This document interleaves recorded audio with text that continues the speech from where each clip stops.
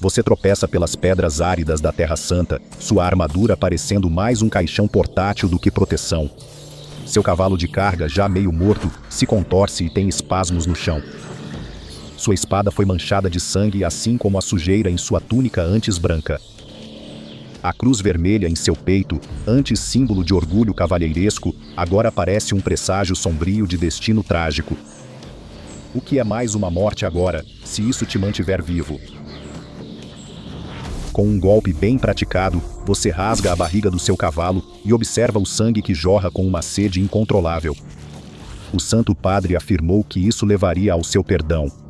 Mas é assim que é sentir o perdão de verdade? Será que a salvação é sorver desesperadamente o sangue do cavalo do chão queimado? Agora só você e Deus têm essa resposta. Mas Deus permanece em silêncio. É assim que realmente é ser um cruzado, e você está prestes a descobrir que essas guerras estão longe de serem sagradas. A primeira reviravolta estranha é que você cresce com muito conforto, especialmente para alguém nascido em 1070. É uma época em que a maioria das pessoas são camponeses que nascem na lama e morrem lá também, após uma vida inteira de trabalho exaustivo.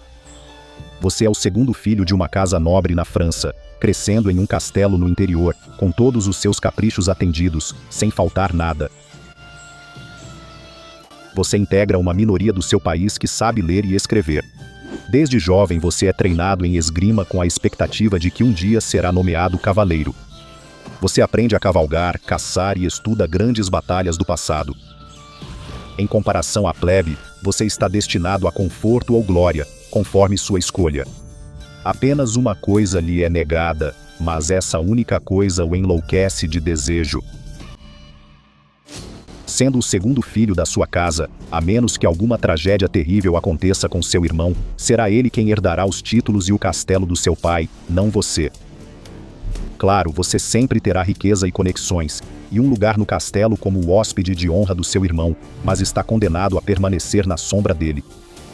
Seu destino é se tornar um cavaleiro, o do seu irmão tornar-se senhor. Seu foco no treinamento faz de você um guerreiro muito superior ao seu irmão. No treino de esgrima como escudeiro, sua concentração e fúria superam o que ele jamais alcança. Talvez ao atacar o boneco de treino ou o parceiro de sparring, você imagine seu irmão no lugar deles. Ainda assim, tudo isso não passa de uma fantasia. Você não mataria seu irmão só para herdar as terras e títulos do seu pai. Ter um senhorio próprio ainda deve ser um sonho distante.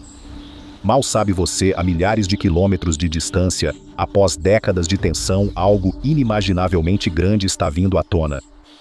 Tudo começa em 1077, quando você ainda é apenas um garotinho. O florescente império dos turcos seljúcidas conquista a Terra Santa e a toma para si, tornando-se o centro das atenções internacionais. A Terra Santa é, claro, um lugar sagrado para todos que pertencem às três religiões abraâmicas: judaísmo, cristianismo e islamismo.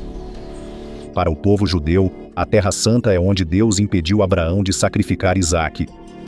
Para cristãos é onde Jesus Cristo ascendeu ao céu. E para os muçulmanos é onde o profeta Maomé fez o mesmo. É um local de peregrinação para pessoas de todas essas religiões, então naturalmente a área tem uma população muçulmana, judaica e cristã, o que os turcos seljúcidas veem como uma ameaça ao seu novo domínio. Logo, a notícia de que peregrinos cristãos são fortemente taxados ao visitar o local se espalha.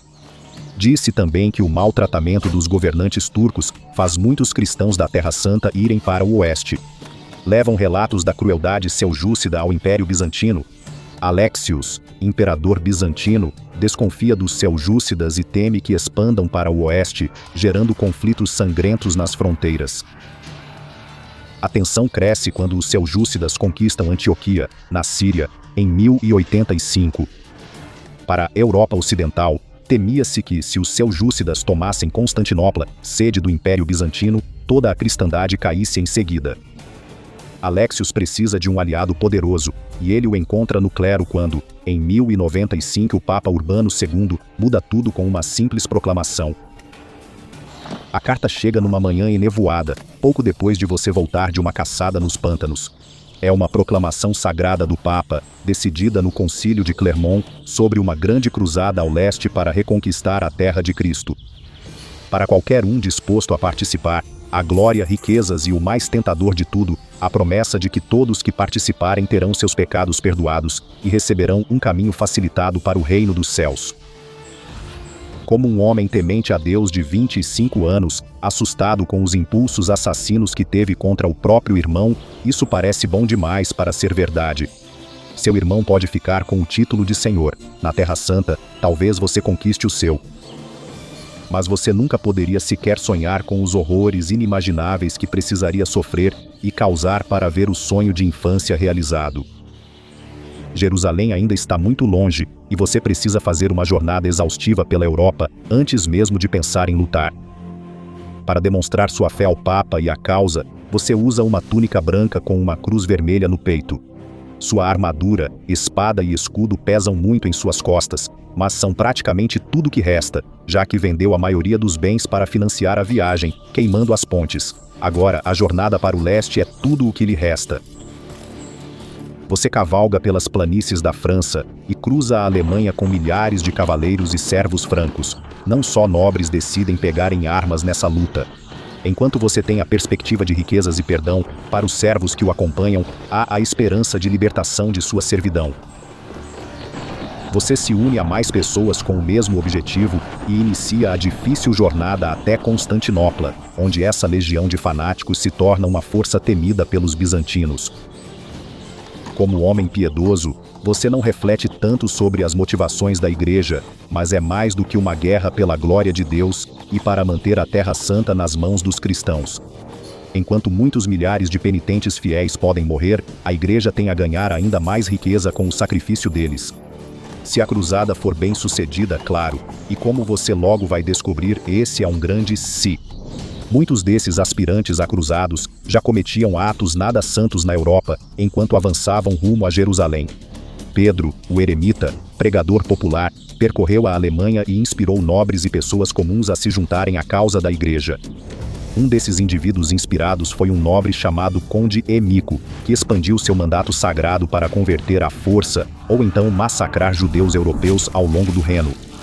Esses pogroms terríveis fizeram famílias serem destruídas por Emico e seus cruzados, que torturavam, saqueavam e deixavam cidades em ruínas. Esses massacres, mais tarde conhecidos como os Massacres da Renânia, deixaram cerca de 2.000 judeus mortos, e historiadores descreveriam isso como um ponto de virada para o antissemitismo na Europa.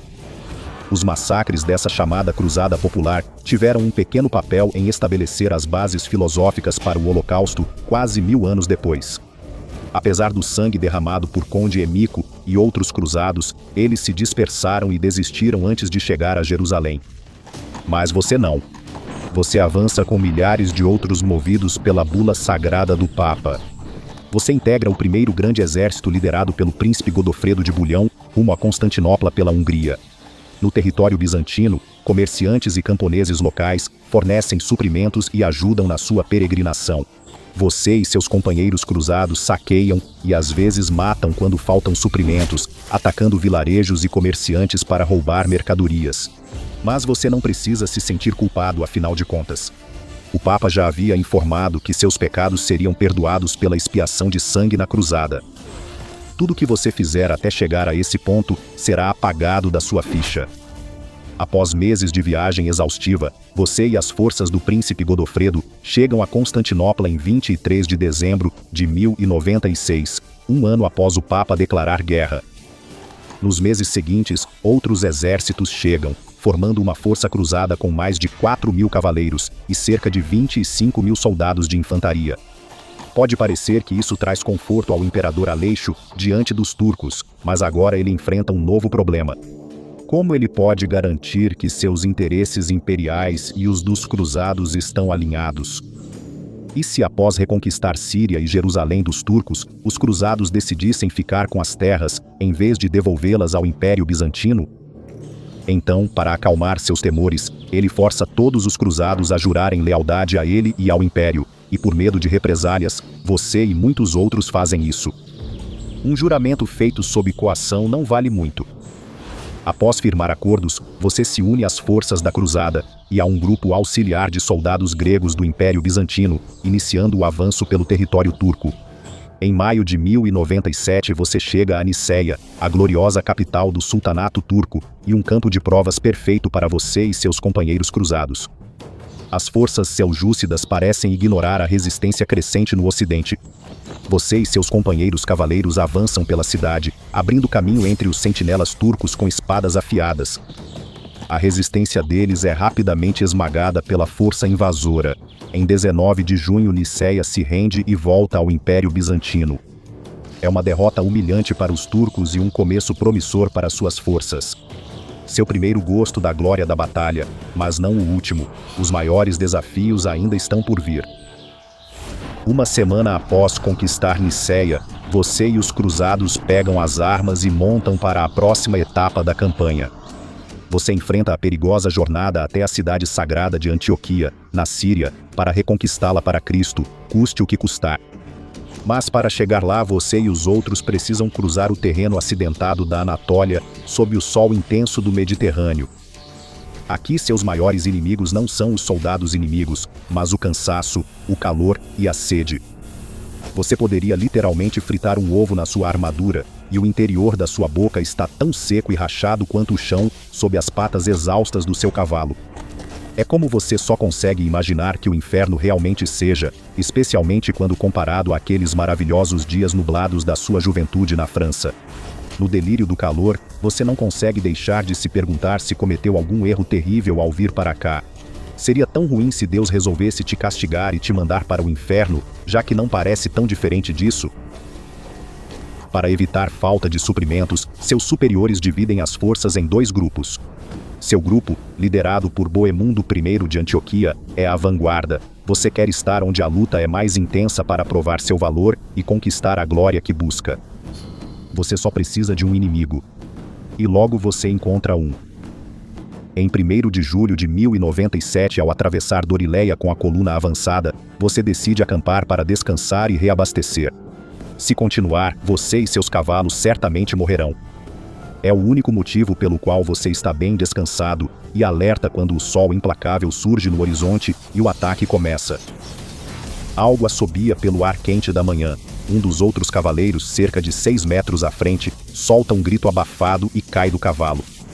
Uma flecha atravessa sua garganta, o sangue borbulha para fora da traqueia, enquanto ele morre engasgado. Antes que alguém entenda o que ocorre, mais flechas começam a cair do alto. Você tenta descobrir de onde vem, mas o trajeto se perde no calor do sol. Cavaleiros e soldados correm para pegar escudos ou se abrigar atrás de pedras e árvores enquanto saraivadas letais caem sobre eles. Uma força bem treinada de 7.000 arqueiros montados turcos, liderada pelo sultão Kiliç Arslan, o primeiro, que ainda nem tem 20 anos, embosca você e a vanguarda dos cruzados.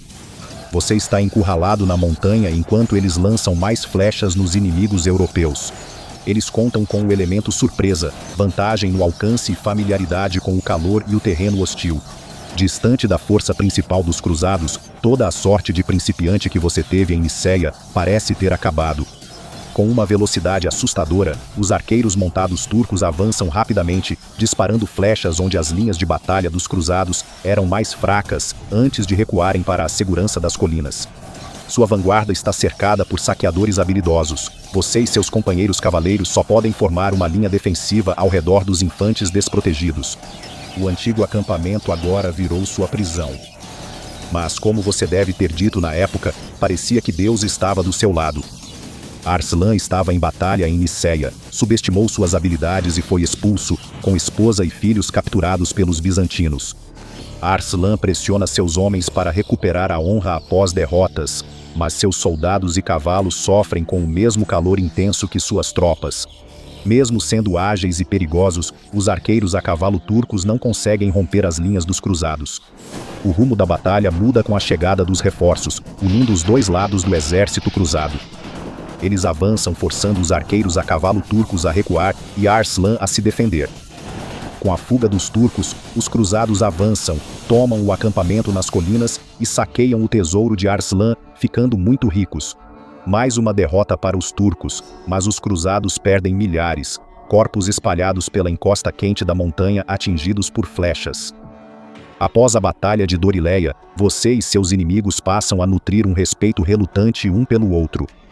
A Gesta Francorum, um relato escrito da Primeira Cruzada, diz: se os turcos fossem cristãos, seriam a melhor de todas as raças.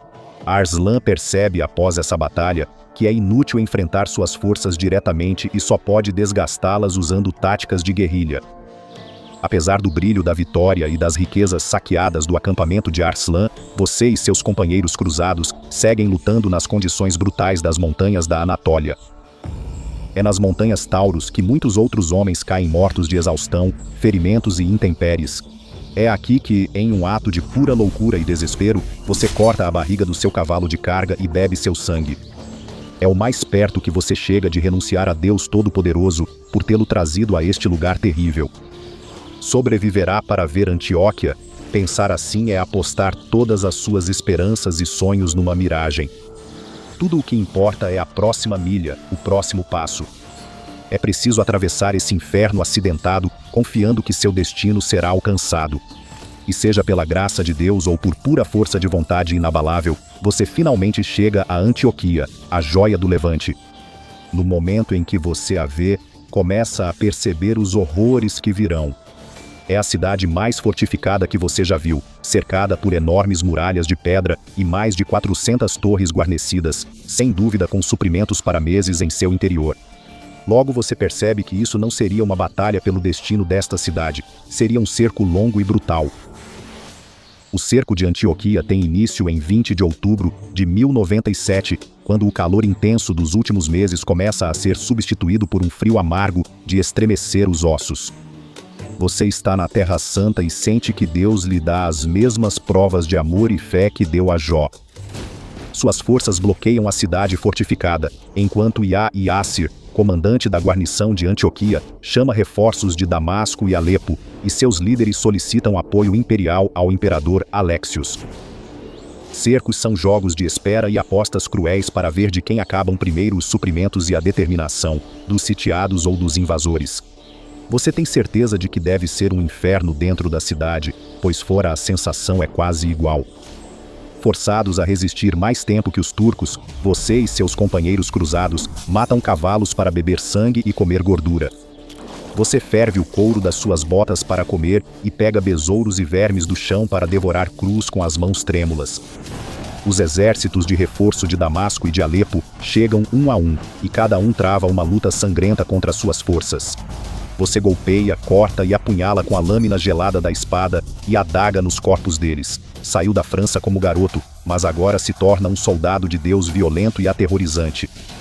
É isso que Jesus imagina ao fazer o Sermão da Montanha? Você, com a armadura manchada, pisa no peito de um turco morto para puxar a espada do crânio dele com força. Você simplesmente precisa acreditar que é assim. Senão, para que serve todo esse sofrimento? Após 8 meses de brutalidade, um de seus comandantes, Lord Roberto Guiscardo, começa a escrever para Farus, soldado cristão armênio dentro da cidade sitiada.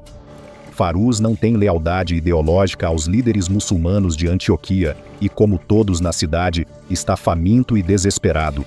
Lord Guiscardo faz ao homem uma oferta: se abrir os portões para os cruzados, ele e os cristãos poderão se unir a eles e enfrentar os turcos juntos.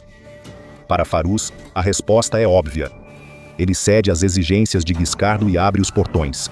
Quando os cruzados entram, encontram uma cidade de fantasmas, rostos ocos e emagrecidos, exaustos após meses de fome e sofrimento, consumidos por moscas e parasitas.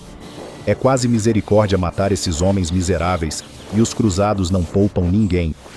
De combatentes a civis, todos são abatidos como gado manco. Você abate mercenários e comerciantes igualmente, homens e mulheres, idosos e jovens. Após 8 meses de loucura, sua frustração, sua sede de sangue, não aceita menos que isso. Há apenas um problema. No coração da cidade, a cidadela, Shams, filho de Sian, ainda resiste firmemente. Um cerco se inicia enquanto você e seus companheiros cruzados ocupam o interior das muralhas da cidade sagrada. Você deixa o sabor da vitória afastar a ideia de que está aqui para ser Jó, que Deus vai zombar de você e brincar com você para testar o seu destino. Até 2 dias depois, quando os reforços turcos chegam. É facilmente o maior exército que você já viu nesta campanha na Terra Santa. Dezenas de milhares de cavaleiros liderados por Kerbega de Mossul. Eles cercam Antioquia por todos os lados, prendendo você e os outros cruzados dentro das muralhas. Os invasores se tornam os sitiados, e você sente uma onda de puro desespero ao pensar que agora compartilha o destino de todas as almas miseráveis que acabou de massacrar. A reviravolta é tão terrível que alguns cruzados que escapam da emboscada dos reforços de Mossul desertam e seguem para o oeste. Ao fazerem isso, tornam a situação ainda mais desesperadora para você e os demais. Estevão de Blois, cavaleiro francês desertor, encontra o imperador Alexios e reforços bizantinos voltando de Antioquia. Ele diz ao imperador que a batalha agora é impossível de vencer e que eles deveriam simplesmente voltar, e é exatamente isso que ele faz. Com um exército tão vastamente superior ao seu do lado de fora, e os reforços bizantinos agora não vindo mais para ajudá-lo, seria preciso um milagre para tirá-lo dessa situação infernal. Poucos acreditariam que um milagre estava prestes a acontecer dentro das muralhas de Antioquia. No dia 10 de junho de 1098, um monge entre suas fileiras, Pedro Bartolomeu, recebe uma visão sagrada.